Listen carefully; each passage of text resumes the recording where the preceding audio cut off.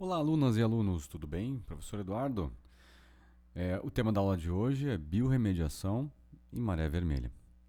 O tema de hoje é um tema bem ecológico, bem dinâmico, onde processos biológicos que nós vamos abordar são processos que vão falar bastante sobre redução de impactos ambientais. Tá?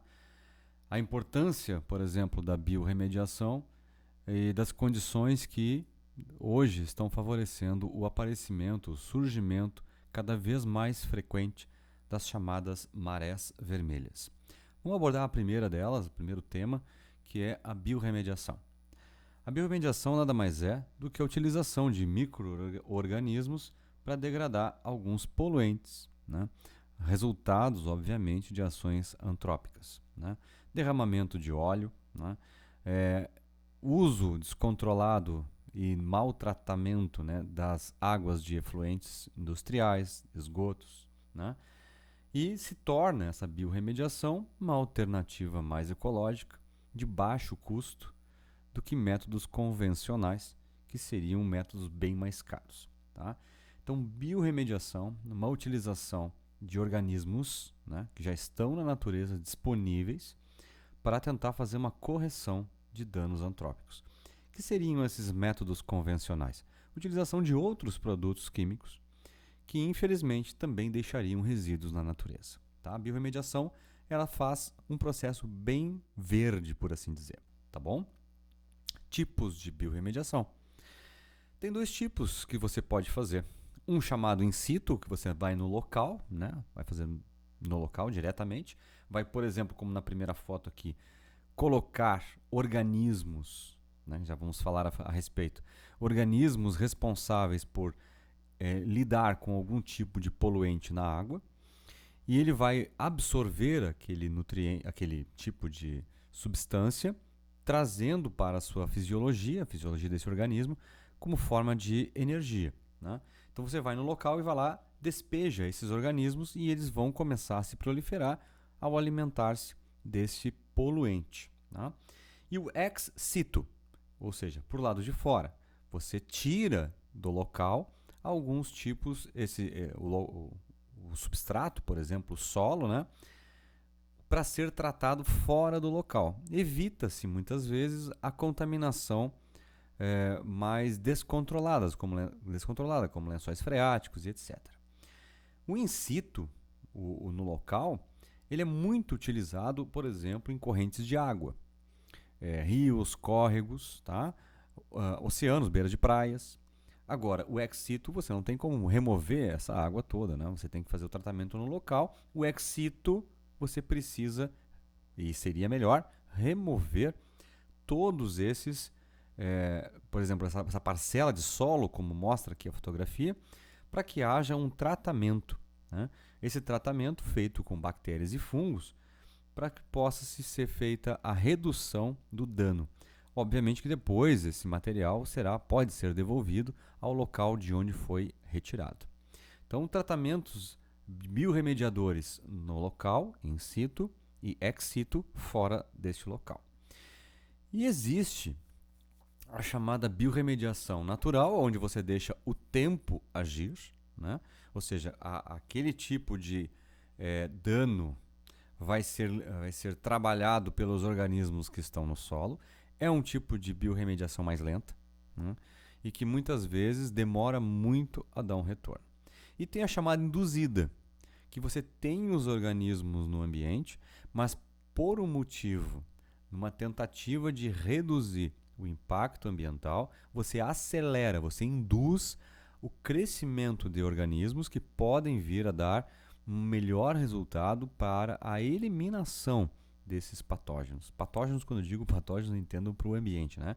Esses produtos químicos que podem estar aí causando alguns tipos de, entre aspas, doença para o ecossistema, tá? Então, são tipos de biorremediação. Para se falar em que tipos de biorremediação são feitas e que situações vão ser aplicadas, eu trago aqui alguns exemplos. A remoção de petróleo, o mais famoso de todos. Todo mundo, quando comecei a falar sobre biorremediação, provavelmente já veio com a ideia de petróleo na praia, nos oceanos. né? Então a remoção de petróleo é muito utilizada, por exemplo, uma bactéria. Tá aqui, eu deixei aqui ao lado, né?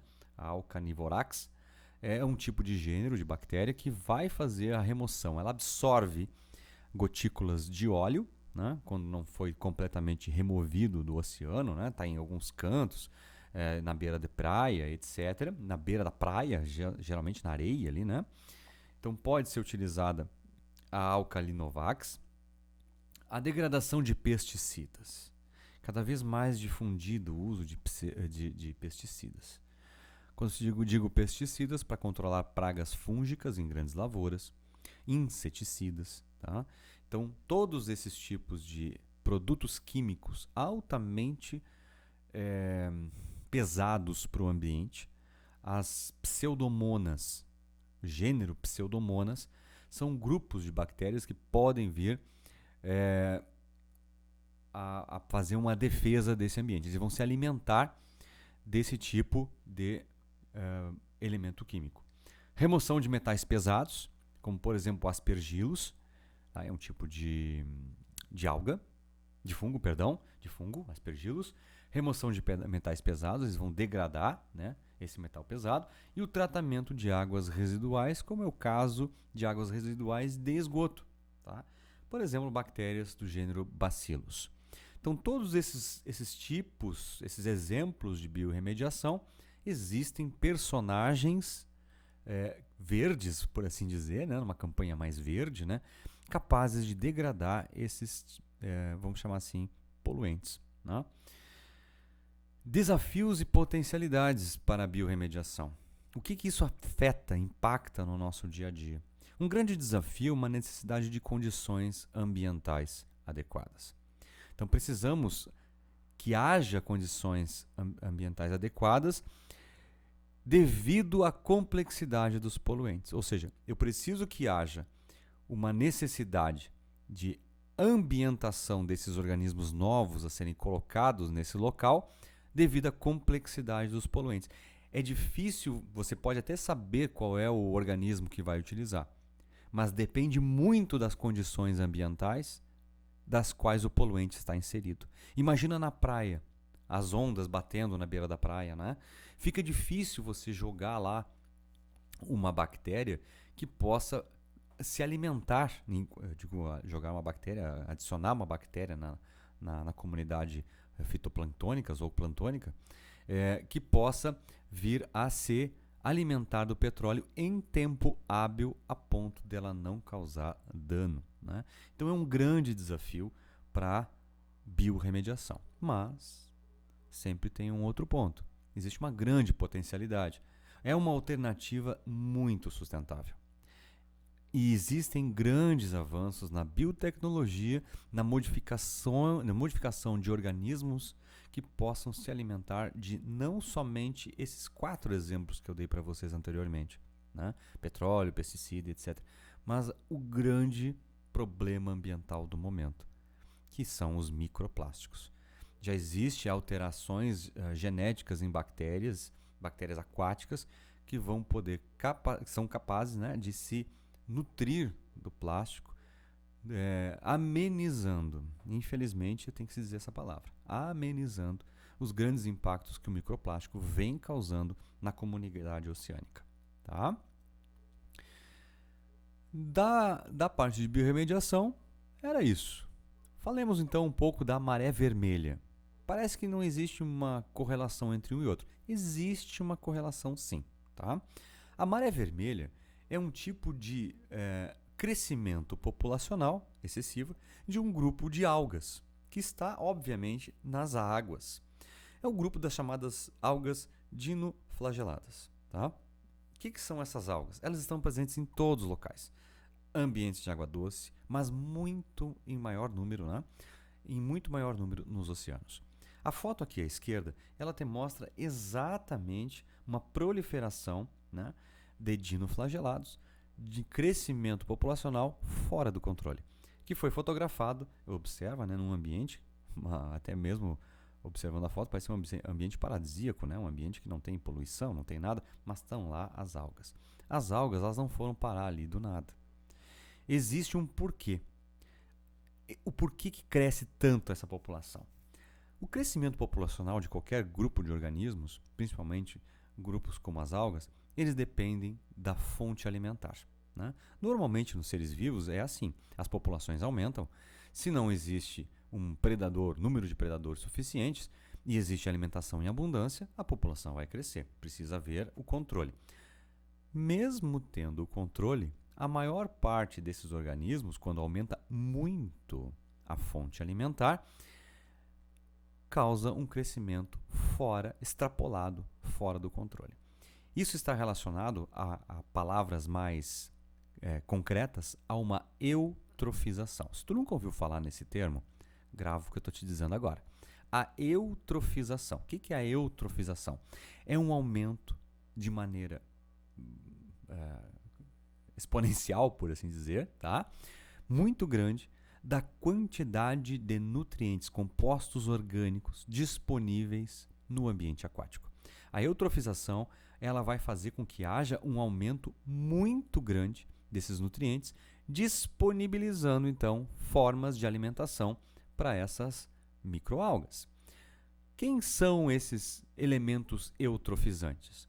Nas grandes cidades, por exemplo, aquelas como ilustra a foto aqui do fundo, que são litorâneas, não preciso só falar em litorâneas, tá? Posso falar também em cidades, por exemplo, grandes cidades que tenham rios, né? O caso do Tietê e etc., em São Paulo, que tenham, por exemplo, descarrego de esgotos, tá?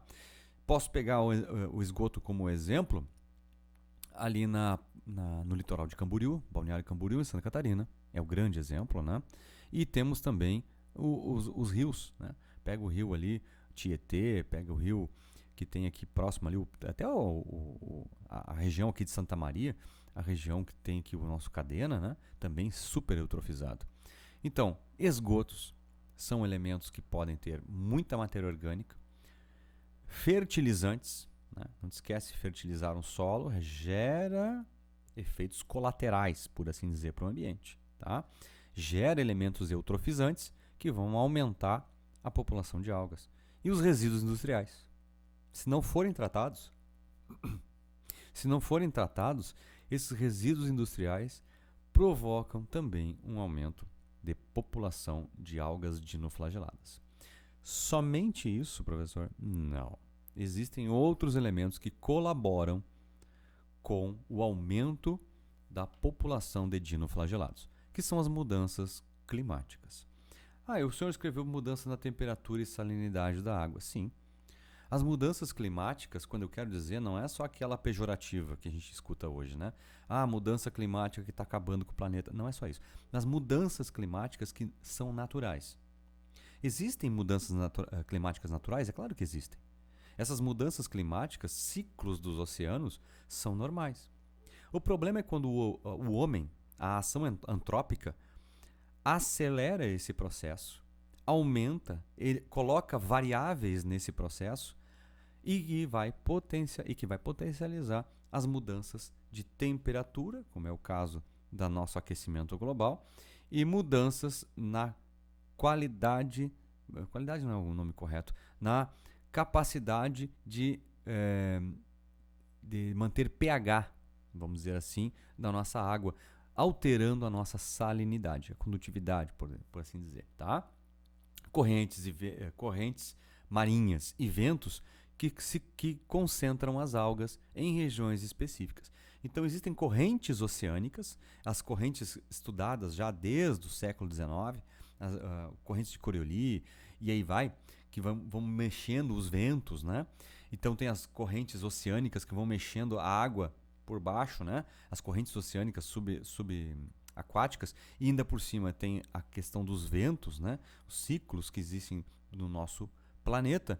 Se alteradas as condições de fornecimento de massa de ar, né, de umidade, etc., devido a desmatamento no continente, devido ao aumento de efluentes, vão acarretar também numa mudança de temperatura da água, mudança de temperatura da atmosfera, um aumento da salinidade ou diminuição de salinidade na água.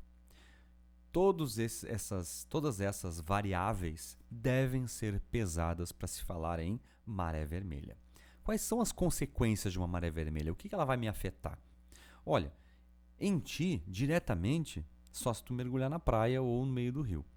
Mas existem outras consequências que tu, de certa forma, podes contrair sem saber que estás, digamos assim, sofrendo a ação da maré vermelha. Observa. Morte de organismos aquáticos. Um grande número de organismos aquáticos dependem, principalmente, da alimentação que o oceano oferece. Tu já deve ter ouvido falar em plâncton, aquele grupo, né, de seres vivos que são divididos em zooplâncton, fitoplâncton, que são organismos que estão na primeira fatia, a fatia luminosa da praia, do oceano, onde até o raio de luz chega. Tá? Essa primeira grande fatia é onde estão os chamados dinoflagelados, os causadores da maré vermelha. Eles não são maus, os dinoflagelados. Acontece que, se em aumentada a população, chega num volume tão grande, numa mancha no oceano tão grande que excede quilômetros e quilômetros de distância, que essas algas elas vão entrar no sistema respiratório de organismos vertebrados, como é o caso dos peixes. Os peixes vão entupir as suas brânquias com esses organismos, as algas, e vão ficar com déficit de oxigênio e vão acabar morrendo asfixiados. Não são poucas as imagens que rolam na internet, principalmente no YouTube, né, mostrando peixes na superfície da água tentando respirar para o lado de fora porque não conseguem absorver a quantidade de oxigênio que precisam aqui para fora. Elas acabam morrendo, tá? Porque o processo fisiológico dos animais não consegue fazer a troca de oxigênio como nós fazemos. Outra consequência é a contaminação de recursos pesqueiros. Além dos peixes, que vão acabar morrendo milhares, milhões de toneladas à beira da praia, essa contaminação de recursos pesqueiros vamos estender para, por exemplo, mariscos, moluscos, né? Ostras, que também são contaminadas. Essas ostras, mariscos, são contaminadas pelas mesmas algas e acabam por ser animais que vão ou demorar a degradar essas algas ou vão acabar também morrendo. Tá? Isso gera também muitos impactos econômicos na pesca e no turismo. Uma praia que não consegue se tomar banho devido à proliferação de algas tóxicas, elas vão... Não é que tu vai entrar na água e tu vai ser queimado pela alga, não é isso, eu já vou mostrar. Tá? Mas ela é tóxica se tu ingerir a água com ela e banhar os olhos, por exemplo, com essas algas. E principalmente já falada na pesca. Tá? Inutiliza toda e qualquer forma de alimentação através da maré vermelha. Tá? Essa consequência da maré vermelha para a saúde humana. Eu trouxe aqui uma foto que mostra, né, um grupo de mariscos, na verdade são ostras, que estão contaminadas. Aqui não é essa parte esbranquiçada, não é a contaminação, tá? Isso aqui são cracas, é outro tipo de animal, tá? Essas ostras foram contaminadas, infelizmente, por um efeito da maré vermelha. É o que o pesquisador está mostrando. Ela causa a chamada 2 tipos de síndrome, tá? A primeira delas, a síndrome PSP, é a Paralytic Selfish Poisoning, é a intoxicação paralisante por mariscos, tá? Esse tipo de paralisia causa como sintomas um formigamento e dormência na boca. Como que eu vou adquirir esse tipo de sintomas? Se tu comer esse bicho, tá?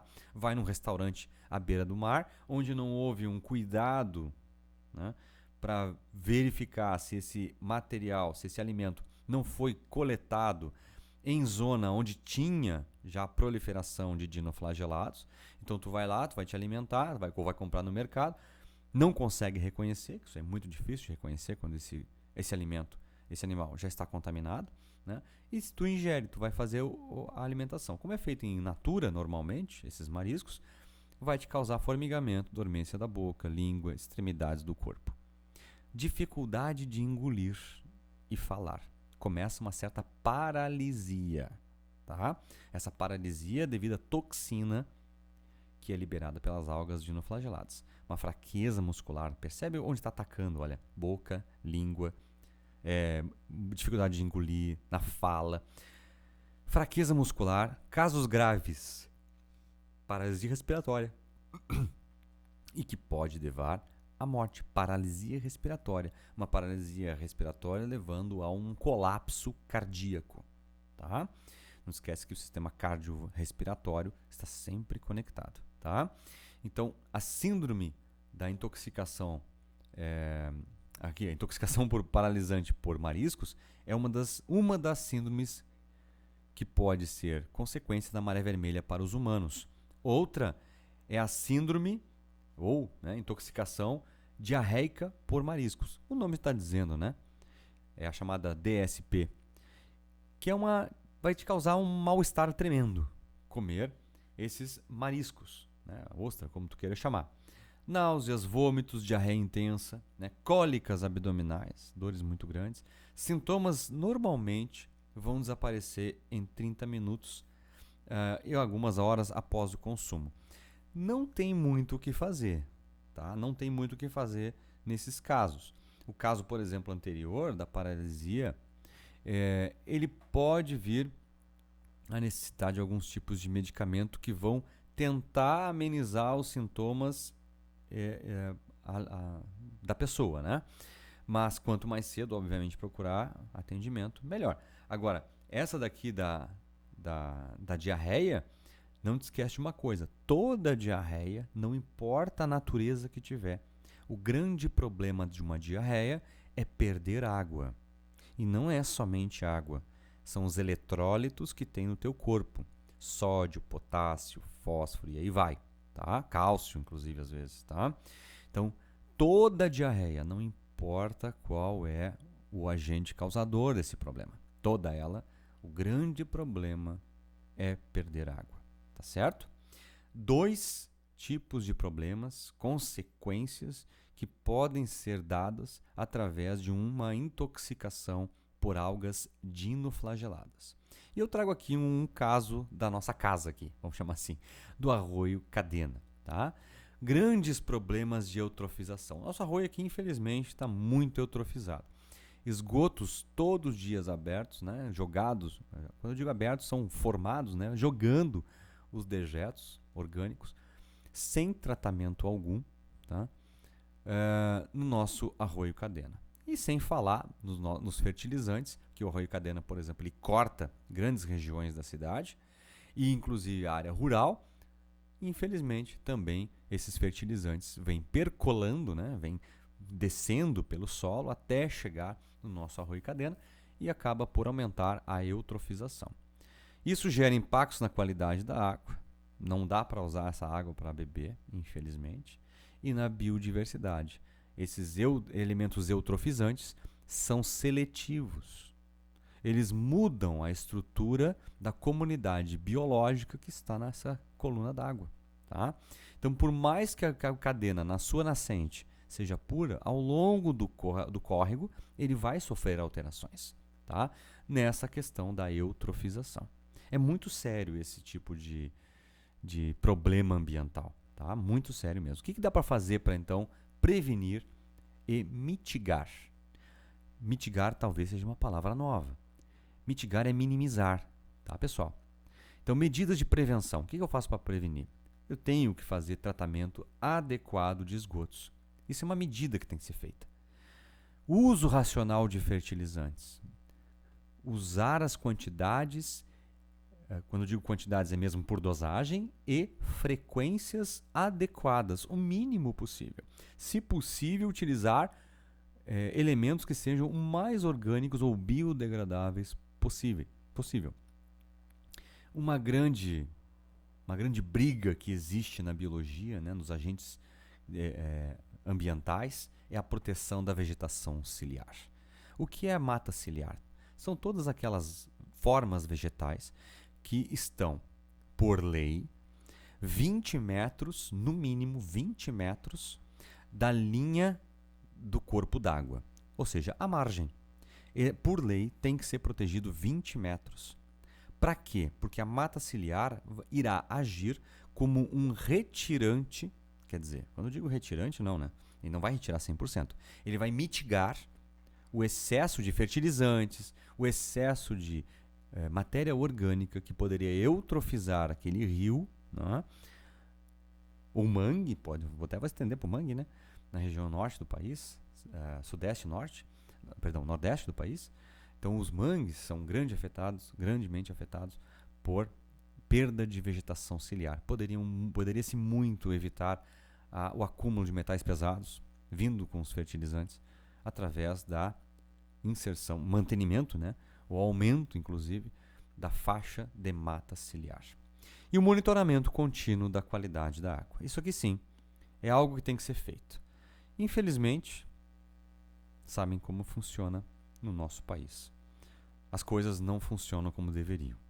A lei está escrita e não é feita. O monitoramento da qualidade da água, ele mal é feito nas nossas chamadas unidades de tratamento de água. Como já aconteceram vários casos aqui na nossa cidade, de pessoas contaminadas e devido a mau monitoramento, não ocorre monitoramento da qualidade de água, principalmente dos efluentes, esgotos e resíduos industriais. Tá certo? Como conclusão, importância da biorremediação como solução sustentável, super importante, e existe uma necessidade urgente, porque a frequência das marés vermelhas cada vez mais vem aumentando, como um elemento de prevenção, né, da maré vermelha e gestão ambiental eficiente para as cidades. Tá? Bom, por hoje eu fico aqui com essa linda imagem da fotografia desse dinoflagelado, um dos causadores da maré vermelha. Tá? A alguinha não tem culpa, também. Dão comida para ela e ela vai aumentar a população. Tá? Desejo a vocês bons estudos e até a próxima.